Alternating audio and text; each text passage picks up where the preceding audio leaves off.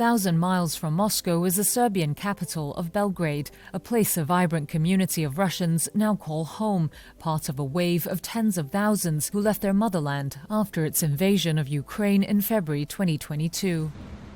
Vadim Morus is one of them. The ice skater was able to settle in easily thanks to his professional skills. Вот, и я только когда пришел на каток, когда начал работать. My first day at the skating rink, when I started working, people immediately approached me asking me to help their children with training, and I said, of course. Therefore, right from the very beginning, I started meeting Serbs and establishing some interaction.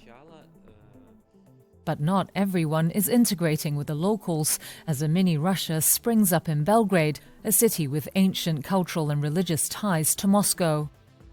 After the war began, up till mid-2023, more than 30,000 Russians registered for temporary residence in Serbia, according to the latest government data. It's a sharp increase compared with before, officials said. Many of the émigrés, fleeing conflict, conscription or the politics of President Vladimir Putin, were seen queuing to vote at the embassy earlier this year in Russia's election. Fewer Russians are moving to Serbia than to countries like Germany, but their presence is acutely felt in Belgrade, a city of under 2 million people. A whole range of Russian-owned businesses have sprung up, and many Russians shop at Russian stores and eat at Russian restaurants.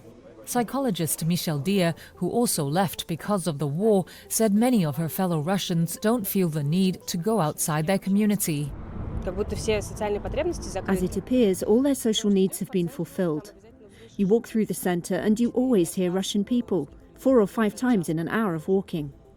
And you can choose a restaurant with Russians, sit in a place with Russians. So many of them immediately organised themselves into a small Russian settlement. But she added that the stresses of fleeing their homeland meant it has been difficult for many others to settle in. I see Russians that are not even interacting with other Russians, she said. Ties between Serbia and Russia date back centuries and remain cordial today, although Serbia is trying to join the European Union, which condemns Russia's invasion of Ukraine. Serbian political scientist Aleksandar Djokic was teaching in Russia until the war broke out. He said the new arrivals, many of whom are experts in fields such as IT, could be a boost to Serbia's economy, even if they did not choose to integrate with wider society.